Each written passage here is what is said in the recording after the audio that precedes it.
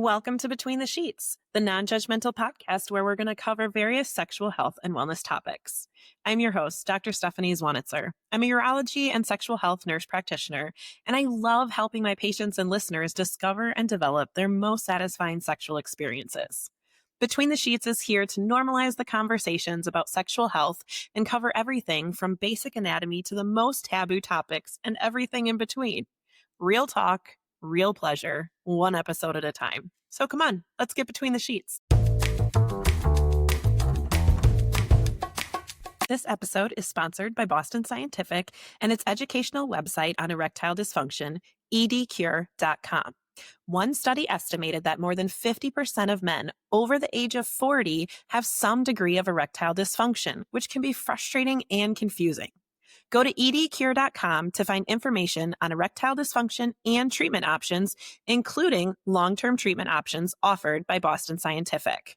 Boston Scientific does not endorse any statements or opinions expressed during this episode. Hey guys, welcome back to Between the Sheets. We have a wonderful guest with us today. Xanet Pailet is a nationally recognized sex and intimacy coach. She is a best-selling author of the book Living an Orgasmic Life and the Sex and Intimacy Repair Kit. She is the founder of Passionate Intimacy Retreats, where she has led over 100 couples of intimacy retreats. She has left a 26-year sexless marriage and a high-powered legal career and is now committed to couples who feel stuck, disconnected, or in conflict to transform their relationships into ones filled with intimacy, safety, passion, and joy. She has private and international group retreats. She shows couples how to create emotional and sexual connection that lasts. So welcome, Xanet. It is such a pleasure to have you here. I'm excited to chat with you today. Thank you, Stephanie. I'm excited to be here as well. Yeah. So I guess your story started with your own marriage. So give us a little background. Tell us how you kind of found this field and this calling. Yeah. So as you said, I was in a sexless marriage for almost 3 decades, 26 years, which is a very long time. That's a very long time.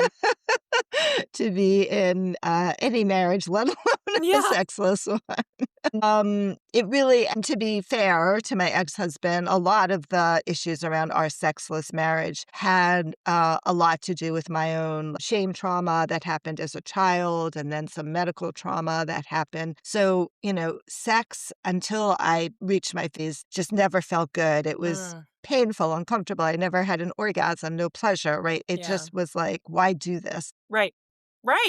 Why do something that doesn't bring you pleasure? I could do lots of other things with my time. So I think that's really the genesis of why the marriage was sexless. But what happened, which is what always happens, is when, you don't have that emotional connection, the emotional intimacy that we really didn't have a very good, solid relationship around, which I recognize now.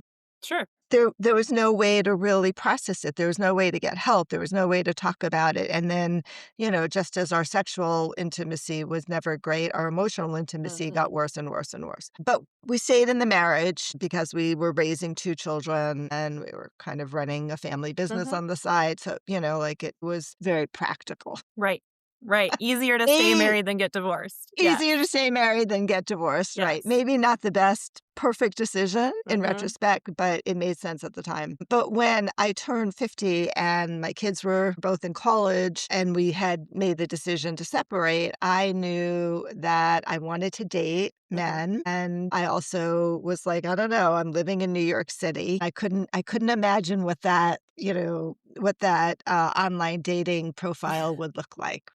Right. I'm smart, I'm successful, I'm cute, I have a good body. It's just one thing. I really hate sex. What we can do about that? Right. So that was sort of the wake-up call in part. That was really the wake-up call for me to say, oh, okay, this is something I've really got to look into, like what's actually happening.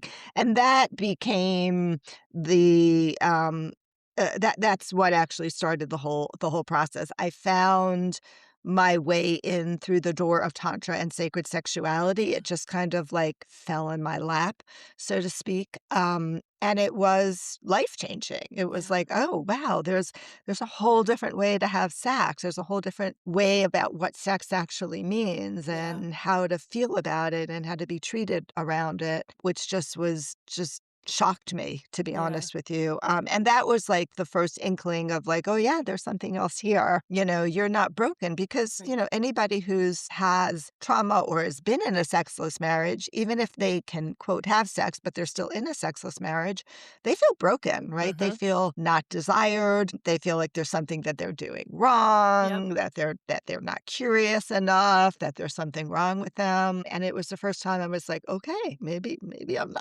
Yeah. not broken. Like maybe this is going to be okay at the end of the day. And that became my calling card. It became the opening to like, this is great. I'm learning a lot. I'm going to leave New York, move to California. Where all the sexuality Yeah. teachers are and programs. And I'm going to learn about this. And like, oh my God, I'm actually going to start teaching it. Okay. Yeah. And one thing led to another, and then I was like, "Okay, tantra is amazing, and I think it's incredibly powerful, but I can see there's so many more aspects of Mhm. sexuality that I don't know and I don't understand, and I'm a Mhm. lawyer, so I need to learn it all." And so that just led from one program to the Yeah. next, to the next, to the next, to the next. And I did a series of trainings. I think the two most fundamental ones that I did was a Somatica Mhm. sex and intimacy training, which is run by the amazing Celeste Hirschman and Danielle Harrell. I was in their very first class. I think they're now up to like, I don't know, they've been doing this for 15 years. And that was profound. Mm. And it worked beautifully with the concept of Tantra because it was very somatic and Mhm. experiential based, but it also gave me more of the psychological foundation of the early childhood wounds and all of the reasons that sexuality becomes really challenging for people. And then a Yeah. couple of years ago, I completed a somatic experiencing 3-year training program. So I'm a certified trauma practitioner as well, because when you start working with sex, guess what? Yeah. Lots of Trauma's trauma. there. Lots of trauma. Lots of trauma, right? Exactly. That's my journey. I've done a bunch of other things in between Yeah. in terms of trainings, but that's really the journey of how I got to where I am now. And do you enjoy sex now? Yeah, what time is it? I think Good. it's Saturday morning, and I just had some good sex. That's great. We love that. Yes. That's awesome. Yes, Talk for to me sure. more about Tantra. What kind of concepts does that teach? How does that help Mm. you kind of reconnect with yourself and your partner? So, I think that for me, what was really powerful about Tantra, which is, its own energetic practice, Mhm. if you will, and obviously there's just a history around it, which I'm not going to go into. But it really focuses on breath and sound and movement Mm. to be able to move the sexual energy around your body and even to be able to find sexual energy in your body as well. And I think it can be, for many couples and individuals, a very powerful practice, especially if touch, genital contact is challenging, if sex feels scary, if they're in Mhm. a sexless marriage. You can come into sexuality in sort of a softer, kinder Mhm. way if you can access the energy, which not everybody can. I mean, we Okay. all have the ability to access energy in Mhm. our body, and some people it comes really naturally, like it did to me, at some level, and some people they're just like, I don't feel a thing. Yeah. But what it does is it really helps to co-regulate two different nervous systems. Okay. Because when you're simultaneously breathing with your partner, like this is what our nervous systems want. They want to co-regulate with each Mhm. other. And we can regulate up and Yeah. we can regulate down. And Tantra Yeah. is about regulating down to the rest and digest, the Mm. relaxed state. And it creates a lot of connection, right? When you're just like holding your partner and you're breathing together for 5 minutes, right? And your energy starts to come together. Mhm. It has a sensation that uh, you don't have in a lot of other spaces, I would say. Yeah. So it can be a very calming, grounding. It can also be very erotic Mhm. if you're, really trained in it and you start, the faster you breathe, the more intense sexual energy you bring. You can run energy through your body so that you're having non ejaculatory for both women and men, Yeah. orgasms, like energetic orgasms. So it can also be very erotic. Hmm. But I use it a lot in my work with couples to help them like ground and to reconnect Hmm. and to notice what does it feel like when your nervous systems are actually attuned to each other because Yeah. so many people come in with like such high levels of misattunement. Yeah, absolutely. And it's one of those things too. Our body can't experience pleasure when we're in flight or fight. When our Mm-mm, sympathetic is taking over, we can't get those orgasms. We can't relax to enjoy totally. it. And so you really, like you're saying, you have to downregulate and get to that parasympathetic system to truly be able to enjoy. And how many of us live our lives in fight or flight Yeah, every yeah, day? And yeah. no tigers are chasing us. Only in our mind, in our body. That's right. That's right. Yeah, so I love that. So you can learn to do tantra yourself to help Mhm, regulate yourself, you but then can. you can also do it with your partner to kind of grow that connection and regulate together. Absolutely, That's absolutely, yeah. amazing. I Yeah, it love can be that. solo tantra or, traditionally, I mean, yes, a lot of solo tantra exists, but traditionally it's couple tantra Yeah. where you're circulating, the energy together. So it's a very powerful practice. Mhm. And I always incorporate little bits and pieces of it in the work that I do because it is one of the best ways to help people downregulate. Yeah, yeah, that's Yes. amazing. I know, and Yeah. there are times too where I like this concept because, for example, last night I got home, it was late, I had a thing to do after work, and so it was a long day, and I got home and I wanted intimacy, but I was not ready for putting energy into sex. Mhm. And we had a great cuddle session while we were talking, just holding each other. And to me, in that moment, that was the type of intimacy I needed.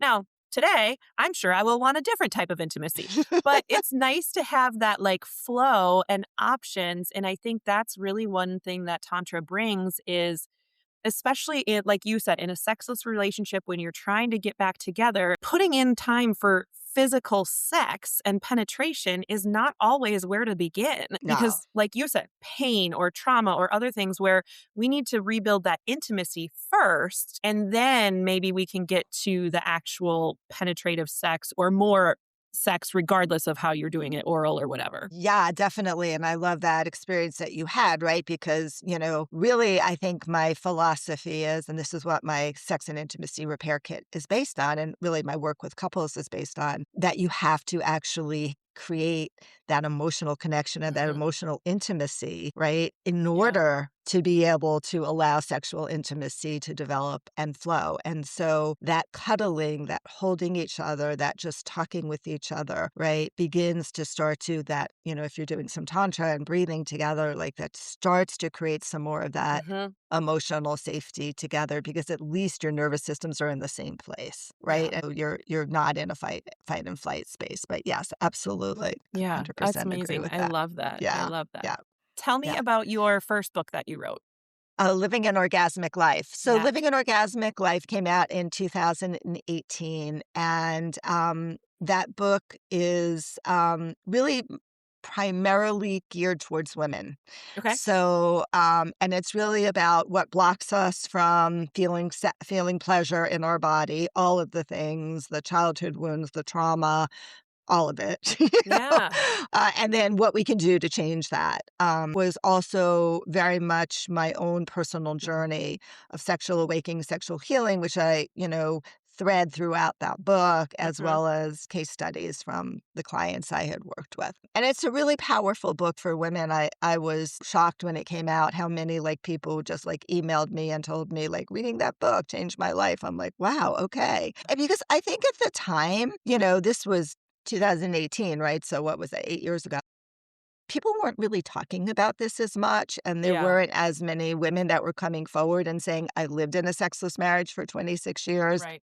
And at the age of 50, I was able to actually turn things around. So I think people found it very relatable. It also has a lot of information about Tantra because that was my doorway to sexuality. And I really wanted people to understand more about the practices and the possibilities around that. So that's my Living an Orgasmic Life book. Yeah. That's amazing. And Yes. I love that you Yeah. were able to bring your own personal story in because I think when we share our personal stories, it really helps connect with other people that they're Yeah. not alone. Like you said earlier, they're not broken.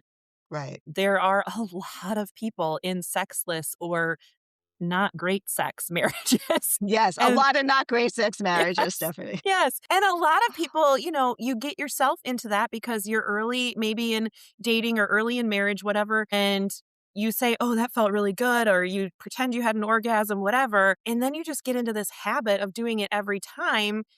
And if you just were honest from the start, you would have better Yes, sex. yes, But it's really yes. hard then after a couple of years to be like, hey, what you're doing actually doesn't work. And I've been faking it this whole time. Yeah. Yeah, yeah, I have a client that was dealing with that, and it was very, very hard for her to actually admit to her partner what was actually happening. It took a lot of work to do that. And yes, that is that's the trap that a lot of women get stuck in Mhm. for so many different reasons. Like they don't like how they're being touched, big piece of it, right? Yeah. They don't know what they want, also another big piece around it. And as well as just, they don't really know what good sex is. Yeah. And so that's part of our jobs, right? To Yep. educate people about what good sex actually is like and that everybody is, able to experience pleasure. And a lot of women get stuck in that orgasm gap, right? It's Yep. it's super challenging. And a lot of women have shame because, and of course there's all the myths, right? We Yes. talk about all the myths, like the blueprints, like Yep. all of the garbage that we learned as children in society about like everybody's supposed to have orgasm simultaneously like that. And a man goes down on you in 2 minutes, you've Right. orgasmed, like, who does that happen to? Right. Yeah. Or that you're in there doing the dishes and he touches you once and you're like, all right, let's have sex. I'm Like, ready to that's not. go. Exactly. we most women have responsive desire. It takes Right. a little bit to get us going. You need to connect with us to get us going. You can't just snap your Exactly. fingers and we come. I know, which is different than men, right? So Right. I understand why they think that, Yep. at some level, like I touch your penis, you get hard. You touch my clit, I slap your hand, Yeah. right? Yes. Right? But that's and I think men are super confused about that because they haven't been well educated, right? None of us have been Right. well educated, Yeah. especially in my generation, Absolutely. And, whatnot. it's also interesting that then there's shame on the other side of it too for women who desire sex all the time, have a very Yes. high drive, then Right. they feel shame because that's not what I'm supposed to do. That's supposed to be the man. Well, Right. no, honey. If you want to go get it. Like that's Right. we are very sexual beings. It's very normal for women to be just as horny as men. Oh, absolutely, absolutely. Yeah, many of my couples, the women is the higher desire and the man is the Mhm. lower desire, right? So Yeah. that's, a flip. But yeah, no, absolutely. And there's all the slut shaming that goes on as well, Mhm. right? If Yep. you're not married and you're single and you just want to like have sex with a lot of different people, right? There's all of that. So yeah, Yep. it's hard. It's hard to, be able to for some people, for many people to feel good about your sexuality, to be feel free about your sexuality. Yeah. And not have some experience around shame or regret or grief or Yep. sadness or whatever. Yeah, Yeah, absolutely. I totally agree. And then you've yeah. written a second book as well?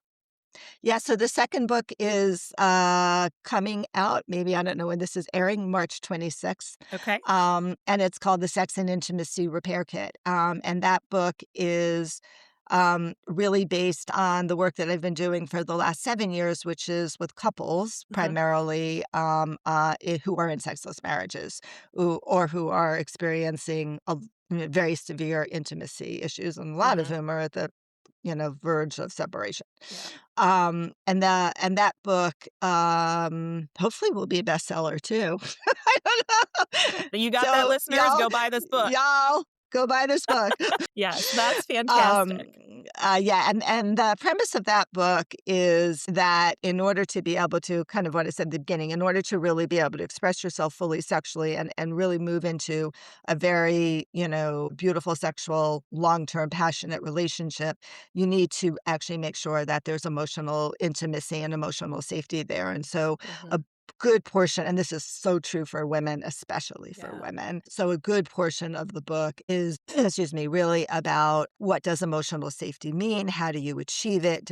All sorts of different tools and skills to be able to, deal with vulnerability Mhm. and listening empathetically. And I teach people how to repair and understand how your Yeah. childhood wounds show up, trigger each other, all of that stuff, and then how to be able to sort that out. And then I wrote it in a way in which I drop people people into a coaching session, so it's very dialogue driven, so Okay. not so didactic, because I was like, yeah, I think this would be a more interesting approach. And Yeah. so And we'll like we see. said, stories resonate. They And help stories people. resonate, right? Yeah. People are like, oh, yeah, I can relate to that couple Mhm. Yes, absolutely. and Absolutely. that experience. And then we focus on like three aspects of sexuality that I think are, you could write 10 books on it, right? But like Yeah. three aspects, I'm like, okay, Yeah. what are the three most important things I think couples need to know? Which is like, we have to redefine what sex is. Mhm. We have to understand that we have different sexual styles, and I work off of Jaya's erotic blueprints, Mhm. right? Looking at the different sexual styles, which I think is so important for couples because Yeah. it gives them a lexicon, it gives them a language, it gives them like, oh, I get it. Now I understand she's sensual and I'm sexual. And now I get, Yeah. whatever is happening, right? And then how to integrate it. And then really looking at core desires, which Mhm. are Jack Moore and Celeste and Danielle is really looking at what are the emotions that we want Mm. to have around sex coming from our fantasies and peak sexual experiences. So, Yeah, yeah, that's amazing. For the blueprints that she was referring to, we do have a couple episodes in the past that you guys yeah, can listen to that we've talked about that, but it's basically like the 5 love languages that most people are familiar with from Gary Chapman. This is 5 basically types of blueprints of how you experience sex and sexuality. So it's help me go through them. It's it's sensual. sensual, energetic, sexual, kinky, and shapeshifter. Yes, and the shapeshifter kind of goes between all of the different ones. All the different So ones, it right? really does help. There's quizzes and stuff you can take, and it helps you figure out your own blueprint and your partner's blueprint, which gives you talking points that you Hmm. can then be like, okay, well, you like this, but that's not really my forte. So what could we do in between there that Right. would help you, but I would be comfortable with, and vice versa. Yep. And it really helps. I think it really helps men understand their partner better. I think, women were a little bit more, obviously, this is very generic terms. Women tend to be more emotionally intelligent. So we can Right. pick up on what they need better. And most men are going to be more sexually based to start with. But for the male partner to learn his female's language, that can really help because he can learn how to actually get her aroused. Again, Right. most women are responsive arousal. And Right. so, those tools are so important, especially if like you guys do like it when you have sex together, but like you're not on the same page most days, or, what he does to tell you he's in the mood doesn't work for you. What she does, you don't even realize is her trying to be flirty with you.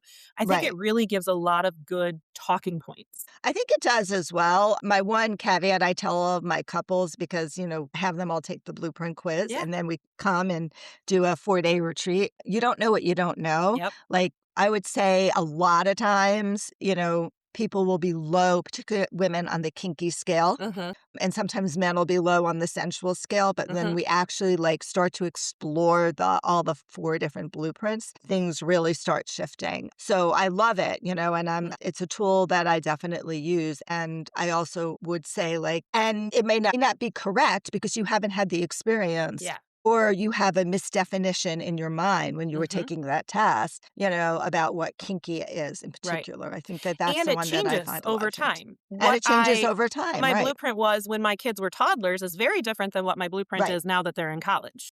Mhm. So, and just my own phase of Definitely. life, being perimenopause versus postpartum versus young kid, like my own hormones and my own personal journey. So it's definitely something that, yes, this is what you are in this moment, but maybe as you evolve and as you're actually having these conversations, 6 months from now, a year from now, take the quiz again. Cause you Yeah, may, yeah. like you're saying, you don't know what you don't know. You may evolve and all of a sudden something else, bam, that gets you in the mood. It's not unlike the love languages, Yeah. right? That also shifts over time where you are in the relationship, what needs are being met, what needs aren't being met quite as well, Uh, right? So I think that's true. It definitely evolves over time. yeah. But I think the piece that I really want to talk about is the core desires Hmm. piece. And because I think that's something that people don't understand very well Yeah. and is a really important, having great sex, Hmm. right? And I think the blueprints work along with it. It's really looking underneath those blueprints and then in other ways as to like what are the emotions that you want to have around sex, right? Hmm. Because if you're somebody who wants to be ravaged, let's say, Hmm. because that makes you feel desirable because that's one of your core desires. It's like I want to, be desired because maybe I grew up in a household where I didn't feel that way, where I Yeah. wasn't important, right? Because to our core childhood wounds. But your partner is just making sweet, sensual, love Mhm. to you. It may feel good. You might have an No. orgasm, but it's not really getting to that, like, that really deep desire Mhm. that's fulfilling that part of you. And I don't think that it's talked about quite enough. Mhm. And I think it's important for everybody to understand that, like, that's what we really, that's another really critical piece of looking at, like, how do I want to feel, Mhm. not physically, but emotionally Yeah. when I'm having sex with my partner? Because when that emotional need is met, Mhm. sex becomes so much more hot Yeah. and desirable, right? Sure. Like, if that emotion is met over and over, you're gonna wanna keep on having it, Yeah. right? So it's an important piece. So what are those cores that you're referring to? So core desires are the feelings that you want to have, and when we do this core desire exercise, there's like 35 different types of feelings. But here's what's important to know, right? Um, A couple of things. First of all, these arise from our childhood wounds. It is Mm, actually, that's why they're so powerful. okay. It's a way to actually soothe our childhood wounds, Mhm. right? And we do it through, it happens, and you can identify these through a variety of different ways. But you can look at, what we call different types of movies: a spiritual movie, a romantic movie, a kinky movie, like more kind of along the sexual styles of Jaya, but looking at the feelings. But really, like, it arises from these childhood wounds. And so in our fantasies, so we identify them from like our most common fantasies, which I find a lot of women don't have Yeah. or are aware of that Right. they're having, that's a fantasy, Mm, or something that's never happened. But man, if that happened, that would be so hot. And that might be derived from, erotica or some other thing that you've created in mhm. your mind. But you haven't really fantasized about. But it does one of two things. It either repairs what happened in your childhood, Mhm. or it's repetition with agency. Uh, So, for example, if you were a child that, well, like me, if you were a child that had to be like super independent, right? And, take care of your mom and mhm. be the emotional support for everybody, and none of your needs felt your emotional needs were met, right? And then you're Mhm. create your own business and you're the CEO, no, no, no, all this other stuff, right? My core desire is total surrender. Mhm. It's hard for me, still hard for me, right? But when I can get to the place where I can totally surrender to my partner in a Mhm. very submissive way, it's amazing. And I desire that all the time. Mhm. That's meeting one of my emotional core desires. I've got other ones too. Yeah. I like exposure as Okay. well. I like people to watch me because I felt very like stifled as a child and Mhm. I felt like I was teased a lot, right? So there's something about that I think is repetition with agency, Mhm. right? That's not the repair, the Yeah. repetition with agency. Yeah. And a repetition with agency could be if you were a child that was very constrained by your parents and held very closely on a leash. Mm, It might be a hot thing for your partner to collar you and walk you around on a leash, mhm. right? But you're doing it with agency, with consent. Yes. And again, very reparative. And so that's why it gets at these very, very deep, pieces of Mhm. us that creates our hottest experiences. Yeah. And a lot of this is coming back to communication with your partner because you have to Yes. establish consent, like you said. It has to feel safe. And so, how do you help couples kind of start to have those conversations when maybe they are in this sexless, loveless, we don't, well, not necessarily loveless, sexless, intimacy less relationship? Well, okay. I start in a couple of ways, but one of the things I've done is created a tool because I find that this the conversations are really hard to start. People are afraid they're going to Yes. open up Pandora's box, right? Yep.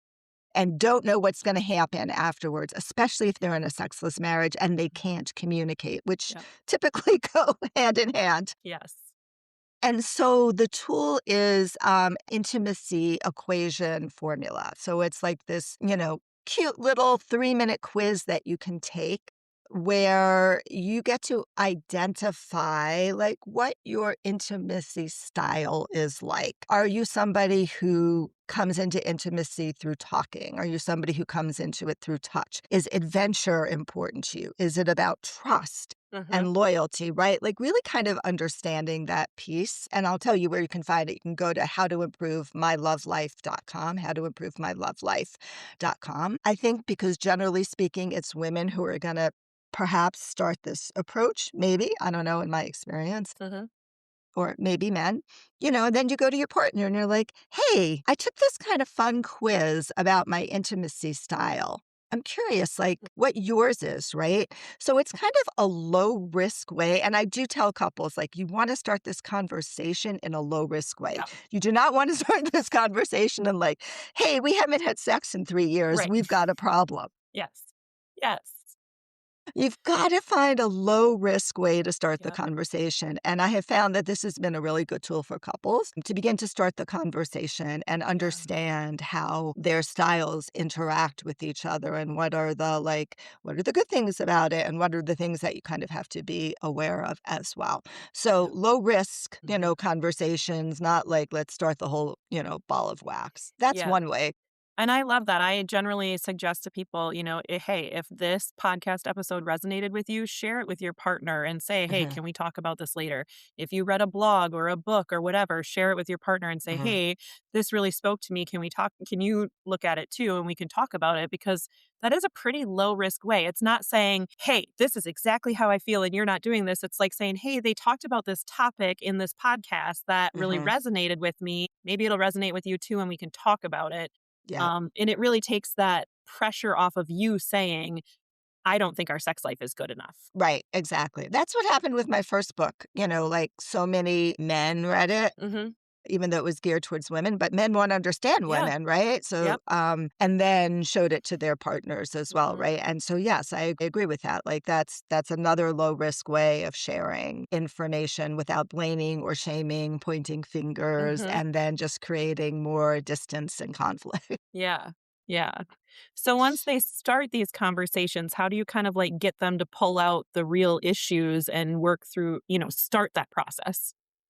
Well, I mean, when I work with couples on a retreat, so I do individual one-on-one retreats in Asheville over 4 to 5 days, depending Okay. upon where they are. We actually start in a different way. We start Okay. with, like, creating the emotional safety, Mhm. right? Yeah. And through some practices, through some eye gazing, through some, rituals, like exercises I put them through Mhm. around empathy. What's it like to stand in your partner's Yeah. shoes, to kind of understand who your partner is? Can you express that? Does that resonate with them, right? So I like to really start to create that emotional connection and then emotional safety. And Mhm. then I do some rituals from the Tantra world and wind into that a communication exercise about sex Mhm.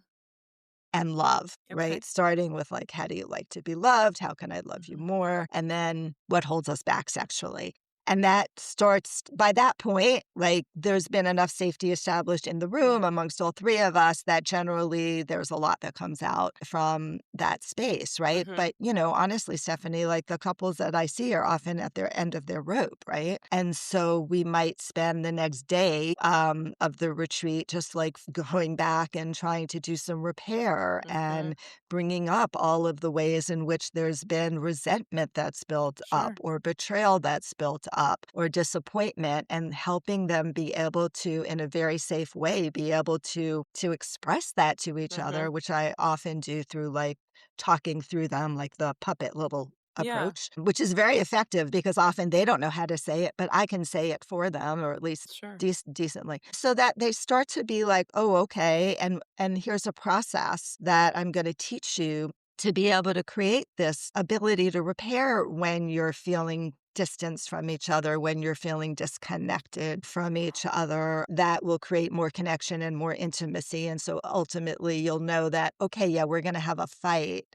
but we're not going to sweep it under the rug like Mhm. we've done for the last 15 years and built Yeah. up all of this resentment. We know we're going to be able to repair this. And after a while, after we've done this a couple of times we're going to have the safety in our bodies that Mhm. it's not going to destroy us. It's going to actually create more connection and more closeness, right? So Yeah. it's a very somatic, experiential, immersive experience for them to have that feeling in Mhm. their body about what safety feels like in the relationship itself. And Yeah. in my book, I take people through, some parts of the exercises as Okay. well. Yeah, Okay, perfect. I love that when you do these retreats, you get several days with them to really work through these processes and teach them so they have these tools when right. they leave you to keep progressing their relationship. Right, exactly. And that's important, right, for them to have the tools. And I think also, like, I've been doing this for 15 years, right? Mhm. And during the pandemic, I did a lot on obviously virtual. Yeah. And it just was super frustrating to me working with couples. And I know plenty of people do it and do it well. I don't.